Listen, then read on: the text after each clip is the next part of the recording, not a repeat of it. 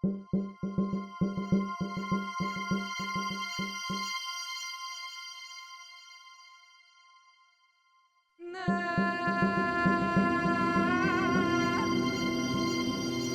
was just a housewife, had a husband, and just looking after the children. It was just a normal day. Me and my kids were looking forward to going on a trip. We checked in, we did all the normal things, and as we were going past security, I was stopped. They took my passport from me, took my tickets, asked me where I was going. The kids were around me and they were just so excited to get on the plane. I was kind of in a panic because I think I'm going to miss my flight. And I said, okay, because there was nothing else I can do. So they took me into the room and then they said to me, we're going to take your children into a different room. That was the last time that I saw my children for a good couple of days. They started to ask me a lot more questions in the room, where I'm going, who I'm going to see, what's in my luggage. What I was thinking is that, I'm going to miss my flight, The kids are looking forward to this holiday, I'm going to miss my flight. And I don't know, it's just the way they were questioning me. I felt like, at that moment, I felt I'm not getting on my flight. And then they put a leaflet in front of me about Schedule 7, and they told me to read that, asked me if I understood that, and they said, well, we're not going to let you get on the flight now. And that's when I thought, that's it, everything stopped now for me. I don't know what's going to happen. They took me downstairs to get fingerprinted. They put me in a cell, so I said to them, well, I want my solicitor now. Because obviously I didn't know what my rights were, because I never imagined that I would get stopped at the airport. At that point, I was crying a lot, because I felt targeted by them. And I did say to the officer, why are they just stopping me? And then my solicitor came. She literally sat down for literally 2-3 minutes before a group of officers charged into the room and told me, we're arresting you on terrorism. I didn't understand what was going on, I felt really dizzy, I felt sick. I wanted to see my children, I didn't know where they were. I asked them about my children, where are they? They said, they're being looked after. You're not going to see them now. I was thinking, how did I get into this place? Then they asked me questions like, do you support ISIS? What do you think about the current situation there? And then they said, well, we think you are traveling to Syria. I just felt so confused because I've never been in this situation before, and I've never known anyone to be in this situation. But within half an hour, they said, oh, well, we're releasing you, but you'll be on bail. After they told me that they're going to release me on bail, I asked them, where's my children? Because obviously I want to see my children. They said, well, they're with a social worker, but it's not very likely that you'll see them today. I was kind of confused because I didn't understand what was happening. Like, why are you taking them away, It gave me a number to call. So I went home and the first thing I did was dial that number. I got through to a social worker and she told me that my kids have been placed into temporary foster care. And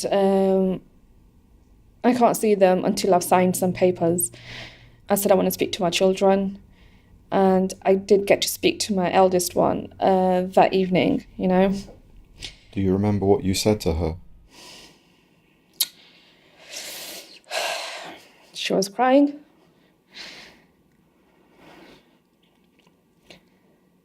And I just told her that it's not going to last long and she'll be back home soon to look after her other siblings. There was nothing else. I couldn't say anything more.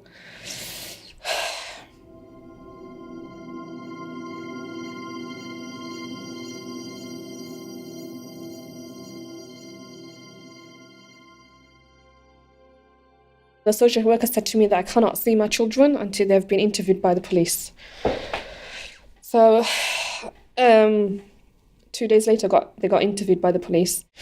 And I was kind of, horrified by the questions that they asked my children. Things like, do you know ISIS?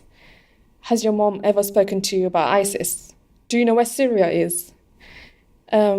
What's the one finger salute? A lot of things children pick up from the news and obviously see what's people talking about, see what's around them. But my children did say in the interview that my mother does not speak to us about ISIS or Syria. The social worker was saying to me over and over again, you're radicalizing your children. You're talking about ISIS and you're talking about Syria to them. And I clearly said, no, I don't want to show them these things at all. She's like, nope, you're radicalizing your children. Nope, you're brainwashing your children by talking about these things. And I stood my ground. I said, no, that's not true at all. How does your daughter know about Syria? How does your daughter know where Syria is? I said, Syria is next to Turkey. I said, they do geography. It's not, it's not rocket science. Children pick up on these things. I had to get a family solicitor involved because obviously the local authority were doing court proceedings against me to try and take the children away. My children were in a loving home. I looked after my children really well. They were happy. And then for them to just snatch them away, it was so traumatic. I went into depression quite a few times. I had to go and see my GP. When you come into this kind of situation, even your local community shuns you. They don't want anything to do with you. They move away from you. You lose your friends, family, everyone. And it was so traumatic. There were times I didn't leave the house for days. Just had my curtains shut. Didn't want to see anybody. Didn't want anybody to see me. I couldn't sleep properly. And the times I did sleep, that was because I took some sleeping pills, enabled to help me sleep. But it didn't work. It worked for a couple of hours to try and numb the pain. But as soon as you wake up, like the reality hits you. It's,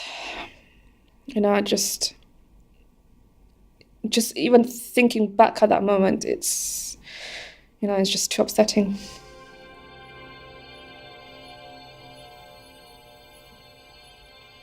During that year, I expected to be raided.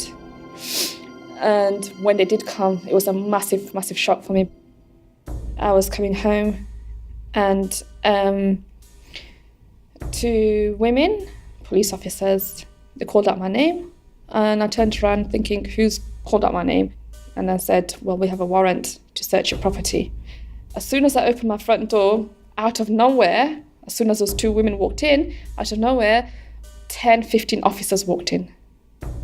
And I just looked and I was thinking, what is happening? What is happening here? And then she showed me the warrant. It was to look for materials related to terrorism, anything to do with ISIS. I was feeling sick. I was literally feeling sick. They told me to sit down, took my phone off me. The two women started to search me everywhere. And at that point, I was panicking. I didn't know what was happening. My head was spinning. I was feeling really, really dizzy. It's just seeing all those people in my house, It's like a crime scene. They were putting numbers in each room. I think it's like a murder has been committed, the way they were going at it, After they had left, I just sat there. I just wanted to sleep. I literally just wanted to go to sleep and just shut my eyes and just forget that it all happened. After that, I seriously did not eat for 3 days. I couldn't get food down my stomach. It was so traumatic.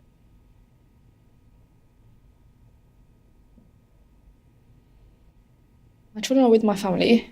I think that's the best thing. But I didn't want them to living with a stranger, so my family was approved as foster carers. So they're with the family. After the family court proceedings and a judgment was made against me by the judge, I had to accept the judgment against me. I don't think nothing prepares you for that. Nothing, losing your children in that way. I can't go to my family's home when the children are there. I have no contact with them, like phone contact, no contact within the school, for example, or anywhere else. If I see them, not to approach them. And it was really, really difficult knowing my children live so close, but I cannot see them. My whole life has just been turned upside down since those events, since my initial arrest. and nothing can, you can't, you find it really difficult to get back up again after going through all that trauma, all that, stress. Each day I had to keep telling myself that keep going, keep going. There are times where I just really, I just want to disappear. Seriously, there's times where I just want to disappear, but I can't do that for the sake of my children, because I think to myself, my children need their mother, and I need to fight for them. My life is on hold at the moment. What they said to me in terms of having more children is that any future children I have, they will take that away from me. They will take them away from me. And obviously, just hearing that, it makes me distraught. What have I done? The funny thing is, they all tell me I'm not a criminal. No criminal charges have been brought against me. So why are they being so harsh on me? Why are they punishing me so much? To the point where, they want to take an unborn child away from me.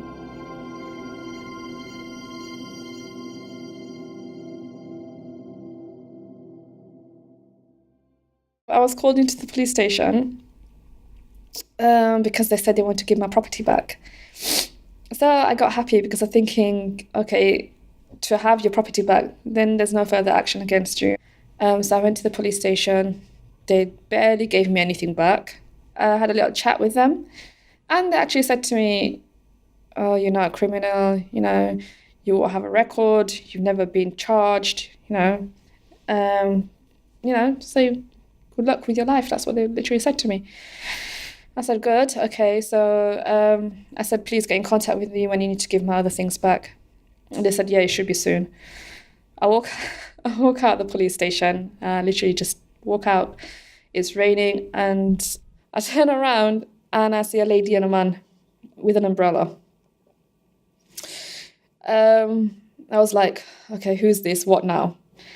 They introduced themselves, and then they said to me, we are MI5 officers. At that point, I laughed, because it was just shocking to see them there.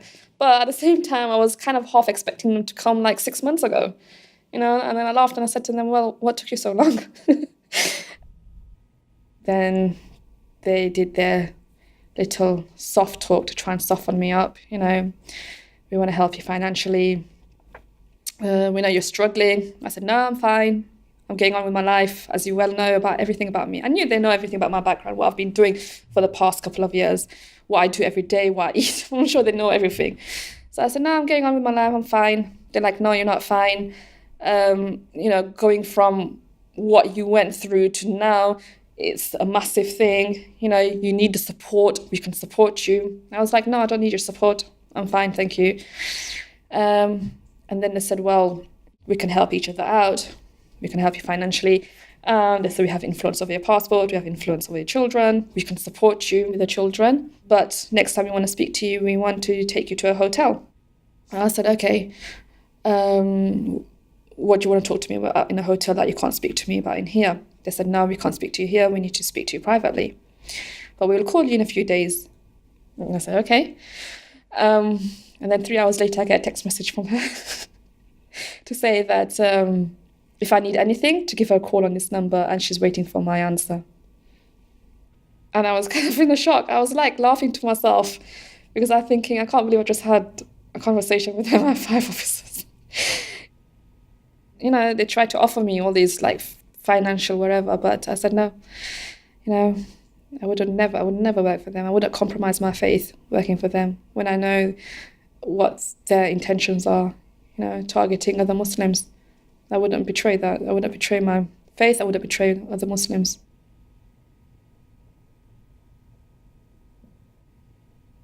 My passport was taken away at my initial arrest from the airport. A couple of months later, I get a letter from the Home Office to say that I don't deserve a passport because I'm affiliated with what they allege as ISIS. I've never had no criminal charges against me, no criminal case against me. I've been told I'm not a criminal, so should I be treated like a criminal? So I'm thinking, at what point do I get my passport back? I have a lot of issues without a passport. Renting a home, opening bank accounts is very difficult. I want to go for a holiday, somewhere away from here and just try and refresh myself, get myself together. And I can't do anything.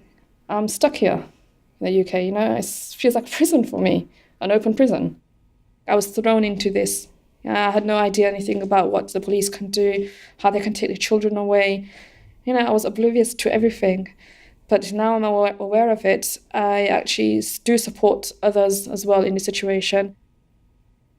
I always say to them, don't give up, keep carrying on, keep your head high, fight back. Because, if they're fighting dirty, be like 2 steps ahead of them. Prepare yourself. Make sure you're aware of your rights, of the laws, of how they work. And just keep fighting. I'm not going to let their threats, have a hold on me. Like I said, I'm not a criminal, so why am I being treated like a criminal? Why do I have to live in that fear? They create that fear in you to stop you doing things. But I'm thinking to myself, either I buckle down and, give in to what they want, or I stand up and, fight back. And if they plan to take away my children, then they can fight me again. And this time I'll be more prepared.